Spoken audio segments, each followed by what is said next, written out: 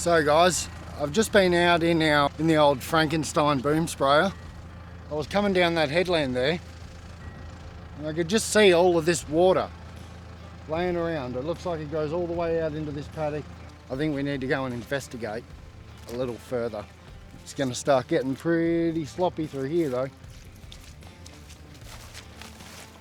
We've just been weed-deciding this patch of pumpkin, so we've finished the patch, so we're just weed-deciding everything off. And yeah, I just noticed all this water laying around, so we better go and check that out. It's dry here.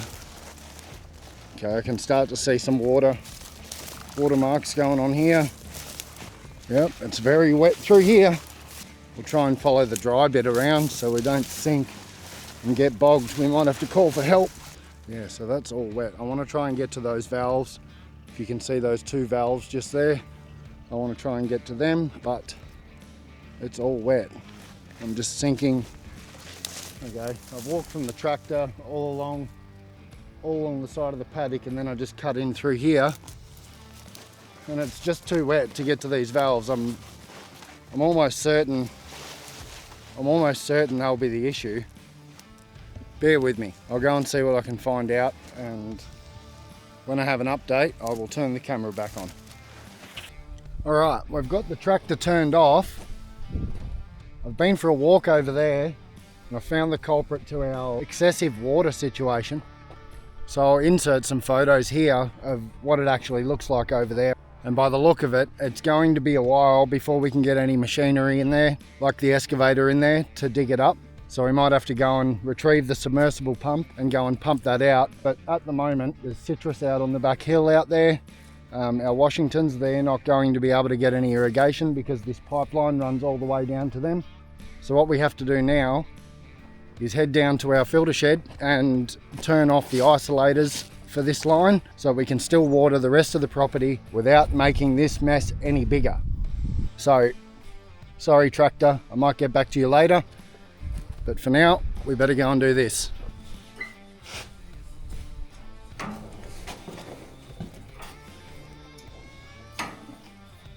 So we just got those isolators turned off. Now we just got to head out to the gully, open this valve that's in a low spot on that line. Hopefully gravity will do some of the work for us. Yeah, as I said before, we're not getting an excavator in there today, so we'll be that'll be a tomorrow job, I think.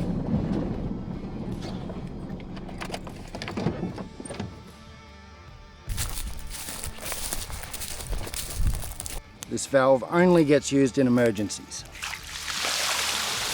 Yeah, there's nothing really we can do now for that leak out the back there. We're just going to have to leave it for tonight, come back and reassess it tomorrow after some further thought. The citrus out there, out the back past where that leak isn't programmed to come on tonight anyway. The paddock there that the leak was in is actually off rotation at the moment. Some of our land we only grow every second season, but as always, there is no shortage of work to be done. We have that tractor with the sprayer still sitting out in the paddock waiting for us, so we better go and jump back on that and keep going. So besides this predicament, I've got myself into another little predicament, which is I'm stuck down here by myself with two vehicles. So I'm going to have to deal with that later. But anyway, I don't know if you guys can hear it on the camera, but that valve over there where the leak is, there's two valves next to each other. I'll show you in the picture that I took. I can actually hear that pipe bubbling at the moment, which is a good sign because that way off in that tree row, that's where we opened up that valve to let it gravity feed into the gully there. I think we'll be glad tomorrow that we've done that. Make our life a lot easier when it comes time to digging that up. And I thought before I jump back in the tractor, while I had a chance and it wasn't going to be so noisy, I'll just show you a run around of this spray tank we made. So this is our Frankenstein Gold Acres. It was a twin row vineyard sprayer at one point. It had these uprights here, and then off each of those uprights there would be an arm that come across and hung down over here, and same on the other side to go over grapevines either side. And we've jerry-rigged it into what it is today with a 8-meter boom sprayer that we bought pretty cheap, and it's just got universal manifolds on it. It's got the original pump on it from about 25 years ago, but we attempted to paint it Kubota orange. yeah, I thought we'd done pretty shit too. But it keeps our herbicides separate from our other chemicals that we use to spray on crops we don't want to kill. Time's getting on. It's nearly 4 o'clock here now, so we better jump in this tractor and go and finish spraying off this patch. We've got another patch to do over there. We've got to finish off a couple of acres here, and then we've got about 20 odd acres or so to do over there.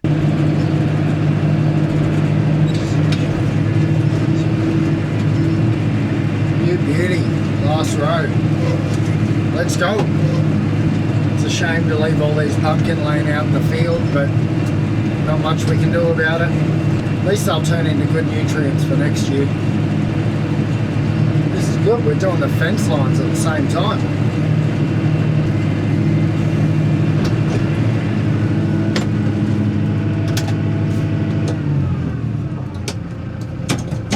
That is the pumpkin all done. I'll go and fold the boom in. I don't have a nice bloody hydraulic lever that controls this boom, so I've got to go and do it the old-fashioned way. Okay, off to spray some watermelons.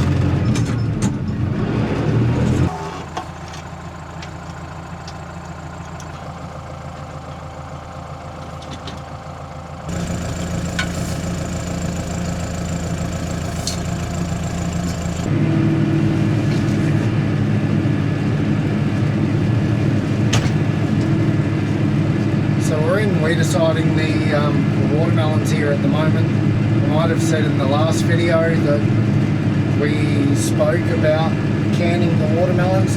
It is really late in the season for us for watermelons. We usually wouldn't have them this time of year. Usually the frost would have knocked them out by now anyway, which on one hand is good because we can get the ground worked up, get the plastic lifted, and then start getting it ready for next season, because we're only 3 months or so off having to plant these again. But on the other hand, the market's still strong for them at the moment, and it feels like we could be leaving money on the table, but we just can't take the risk at the moment.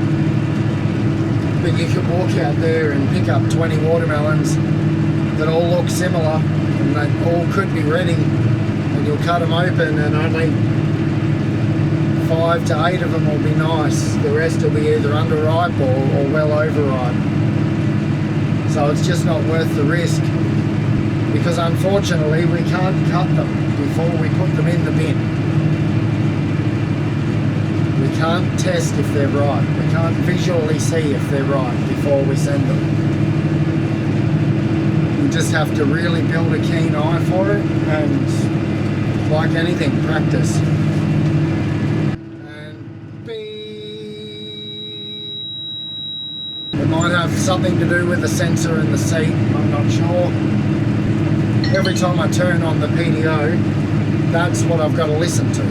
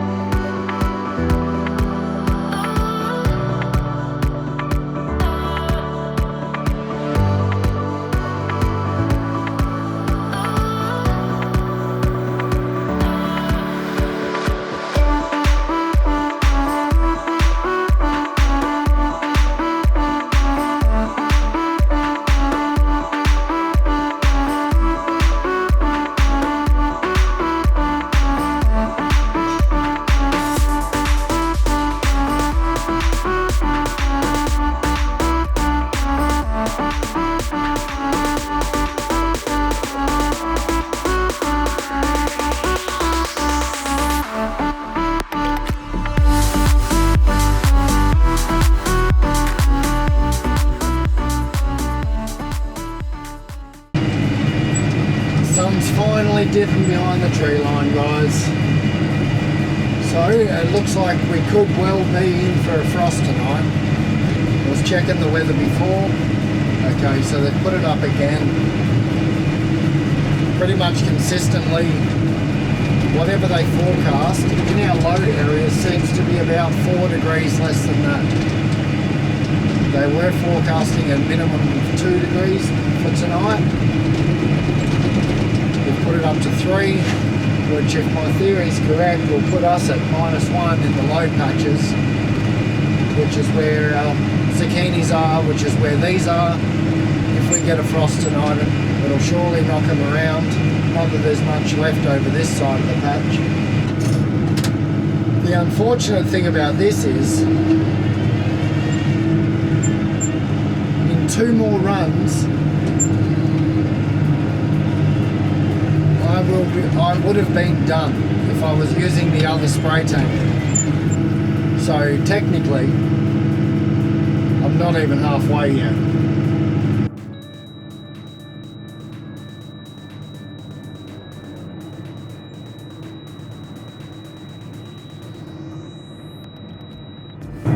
It sucks.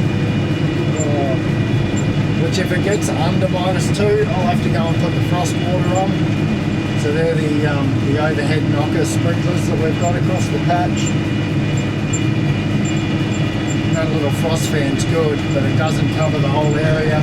That patch of zucchinis is about 10 acres. And they're really long rows. The frost fan does not cover that much area, but it's better than nothing.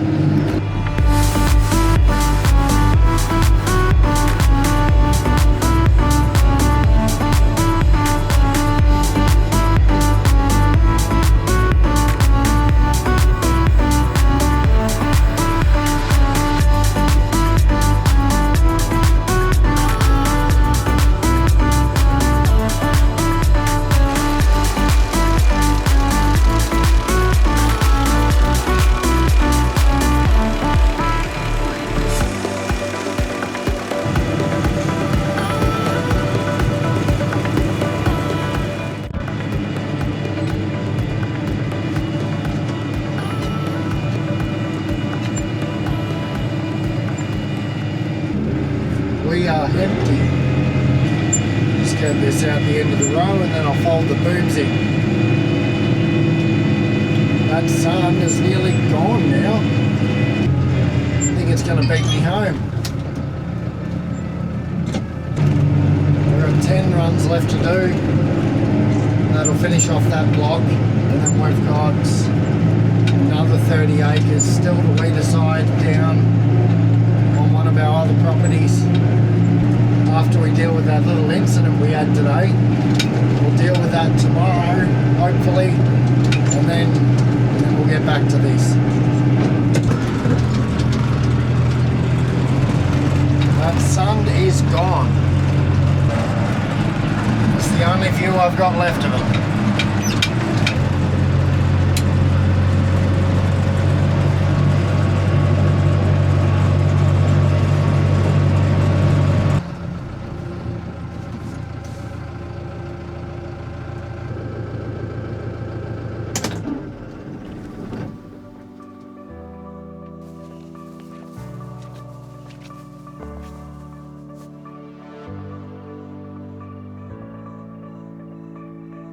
Hello.